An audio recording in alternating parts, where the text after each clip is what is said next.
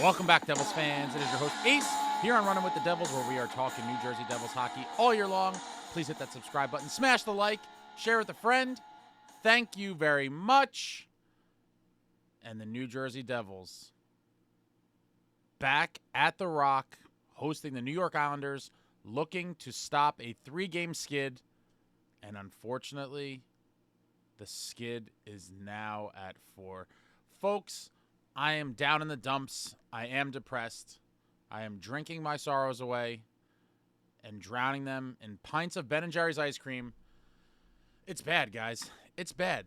I'm not even going to try to sugarcoat it. It is bad.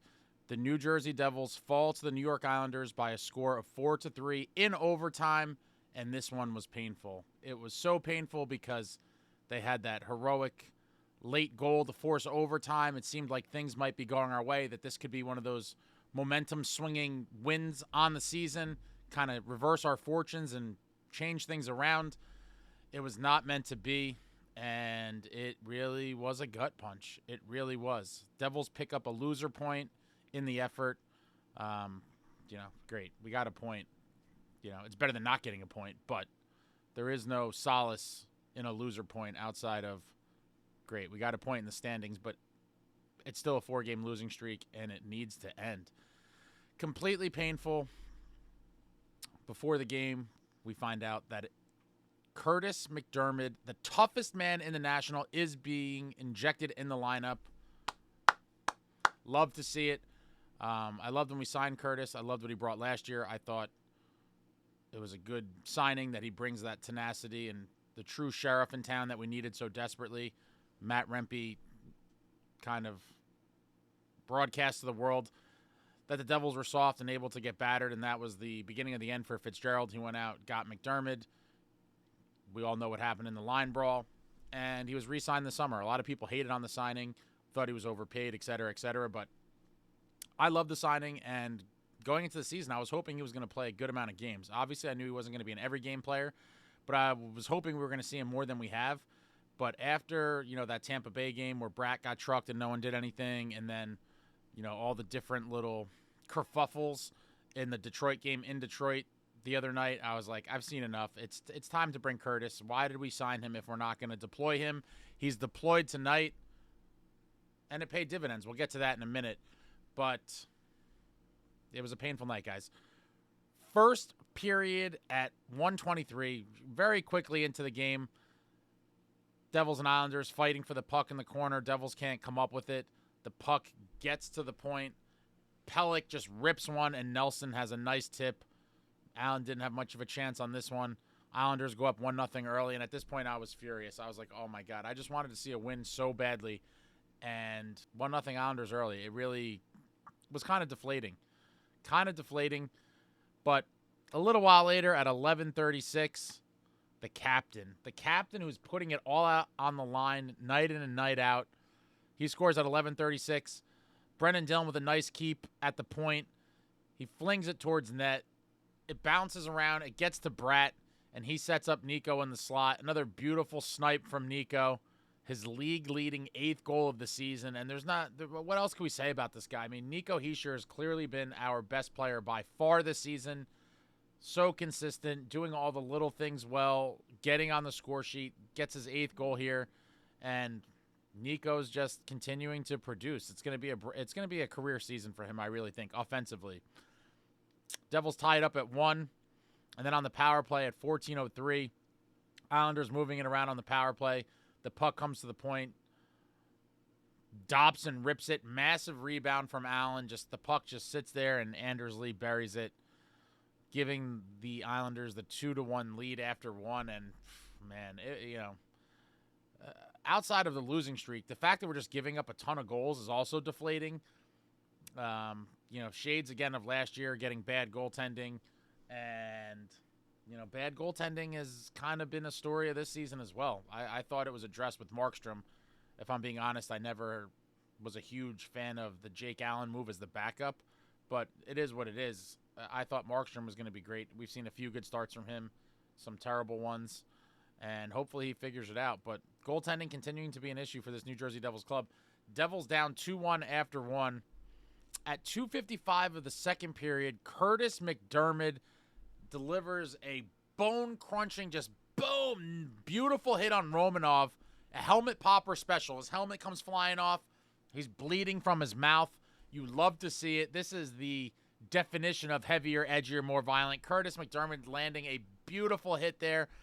And then Mayfield comes in and challenges MacDermid, and obviously Kurtis has no issues with dropping the mitts. They fight. I think because of the way it all happened, Kurtis didn't get to fully square up and get his feet planted and stuff. So I think he lost his balance, and the fight didn't last too long. They went to the ice. But love to see it from Kurtis MacDermid. In very little ice time, delivers a huge hit, drops the mitts, and I think it gets the boys fired up. A few minutes later, at 5:31, Curtis Lazar gets his first of the season.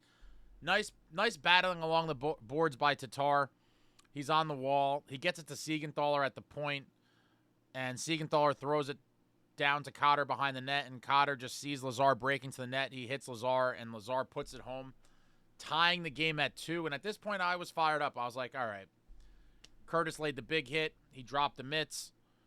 We have the momentum. We score the goal. Now we just got to take the lead. And they never could. Unfortunately, they never could. At 11:28, former New Jersey Devil Kyle Palmieri gets one. Isles are in transition. Romanov rips one from the point, and Palmieri gets a nice little tip in front, his third of the season, giving the Islanders the 3-2 lead.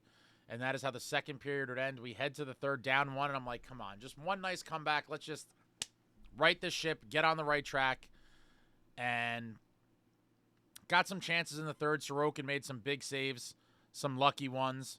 And with Jake Allen on the bench and the extra attacker at 18:31, Dawson Mercer has a shot blocked in front. The puck's kind of bouncing around, and it ends up on Bratt's backhand, and he roofs it past Sorokin, tying the game at 3, sending the arena into a frenzy. I leap off my couch. I immediately start texting all my friends who were sending me Doomsday texts, and I was like, all right, come on. How are we going to have this dramatic, with the goalie on the bench, extra attacker tie it up, and then lose? I was like, we gotta do this in overtime.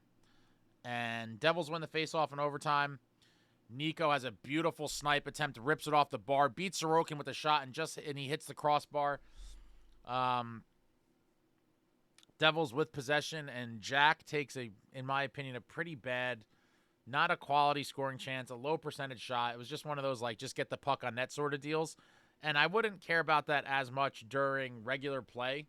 I'm a big fan of just flipping pucks on net and seeing what happens. We've seen teams do it to us forever now, where they're just throwing pucks on net and they get a lucky bounce, a tip, it hits someone's skate, whatever it is. Just throwing pucks on net a lot of times results in a goal one way or another. Pretty ugly. However, it could happen. Throw the puck on net and see what happens. So I like that in regulation, but in overtime, possession with the open ice, possession is so important and so crucial that I think you really have to be selective with your shot choices. Jack takes a pretty low percentage shot. Sorokin gets it. It goes back the other way. The Islanders have possession. They're working it around, passing it around a little bit, and Barzal throws it cross ice to Bo Horvat, who rips a one-timer, and Allen's kind of sliding from right to left. His pad's not flush with the ice and just squeaks under his pad.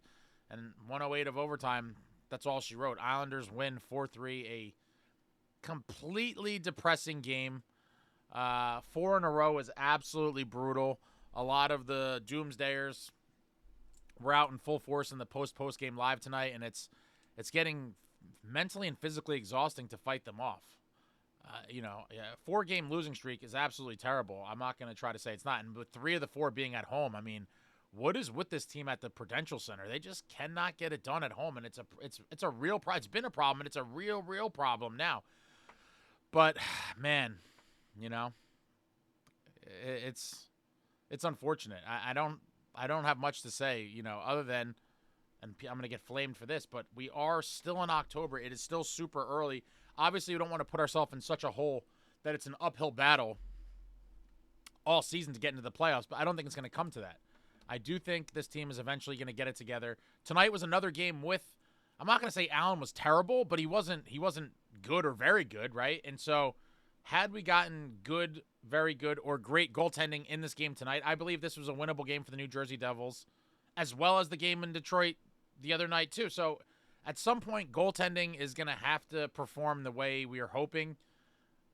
and this team plays good enough in front of them to get wins. And now this game and the Red Wings game, I think both could have been won with better goaltending, but it's water under the bridge now. They lost, but I am not in panic mode yet whatsoever. I'm definitely concerned. I'm concerned for sure, but it's definitely not panic mode yet. And for all the people that are like, this team sucks, and, all the doomsday people, I'm just not remotely on that wavelength, and I won't be anytime soon. Now, if these problems persist and we're, 12 points out of the playoffs in a few weeks from now, then my opinion will definitely change. But as of right now, we are still in October,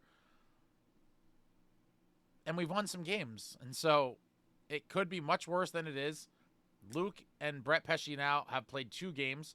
Pesce's looking like he's going to be an absolute stud for us. He made a great play. I think it was in the third period late, where the Islanders were coming down the rush, and he kind of saw it, and he stepped up and kind of jammed the guy right at the line, so he couldn't make the entry.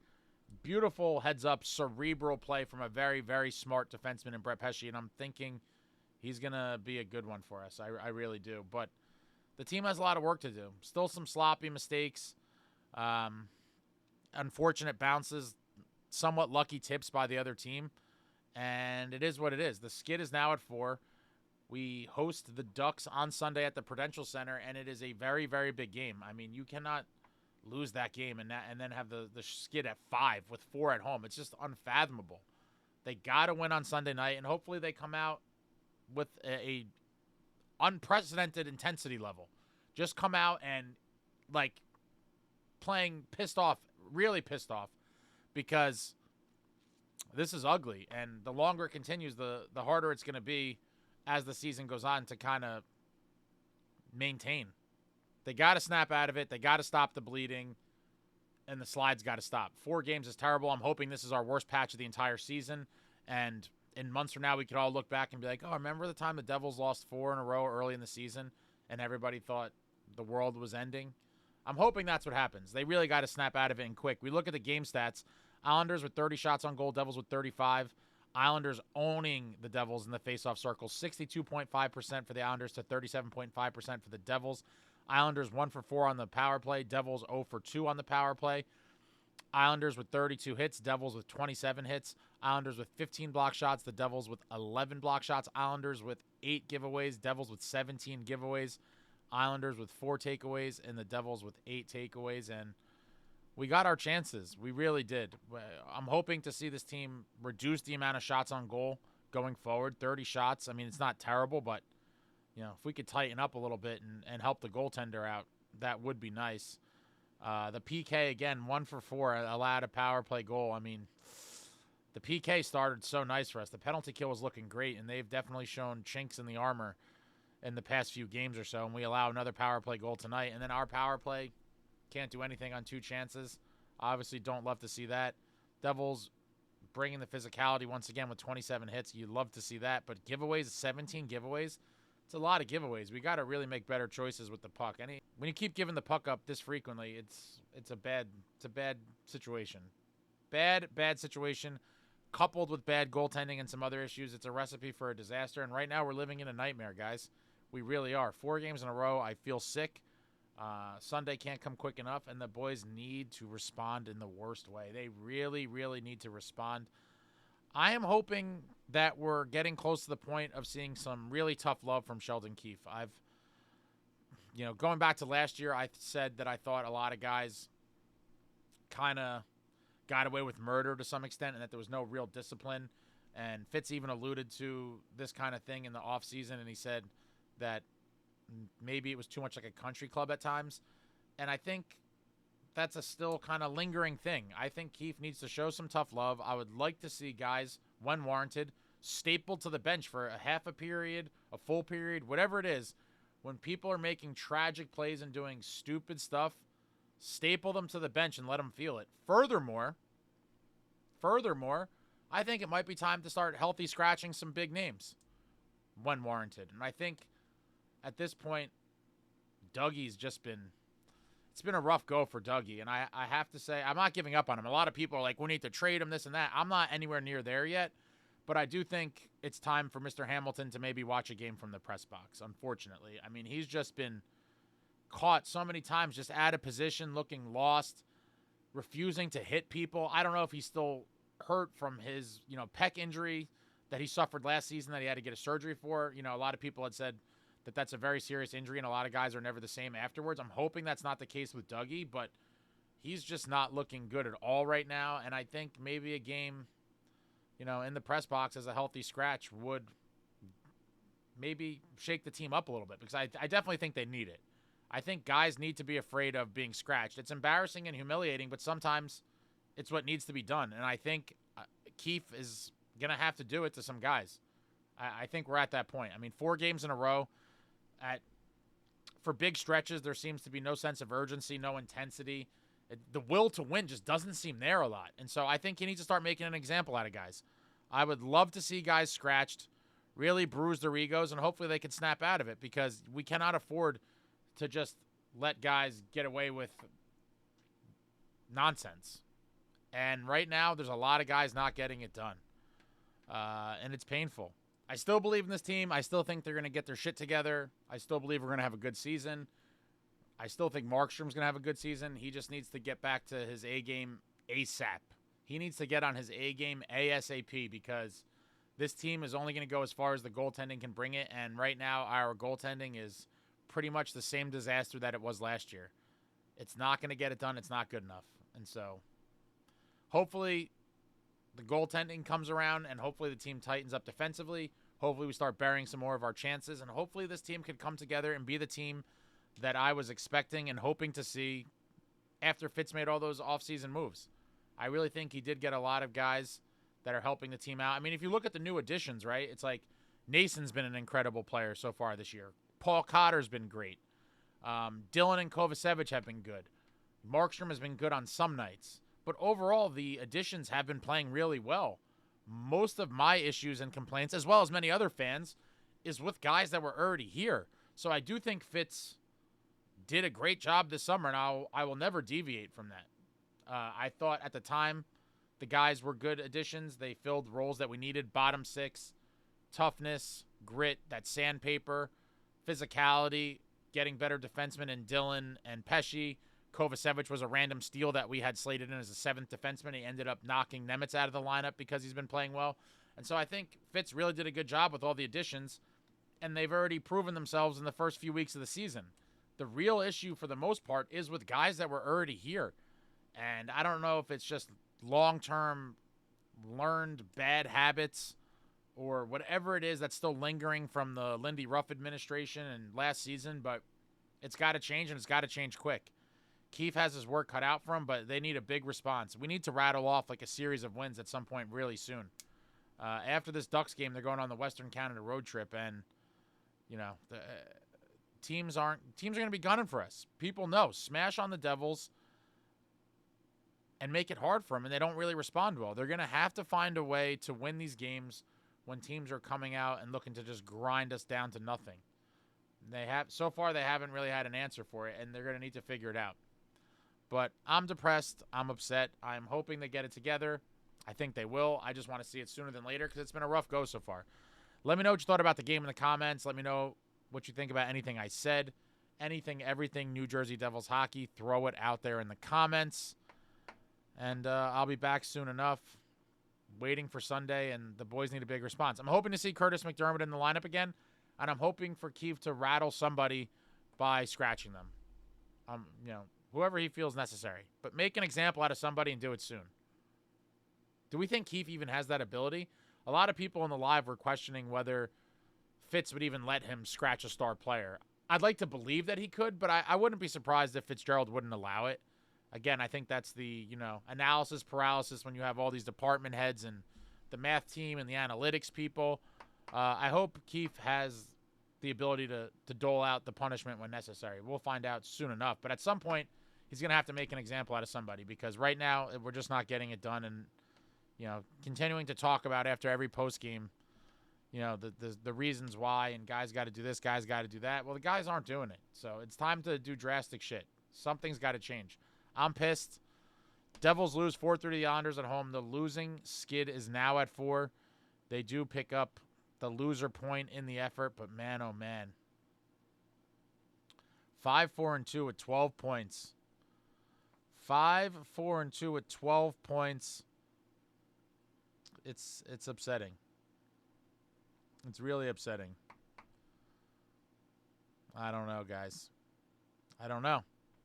The New Jersey Devils are 0-2-1, by the way, since Seamus Casey got sent to Utica. 0-3, essentially. Yeah, 0-2-1 with the loser point, but 3 games and 0 wins since Seamus Casey has departed. I'm not saying that's the reason, but scratch Dougie and put Casey out there. Let's see what's up. Bring back Seamus Casey. We'll be back soon. Thank you for watching. I love you all. Like, comment, subscribe, and all that jazz. Until next time, friends, let's go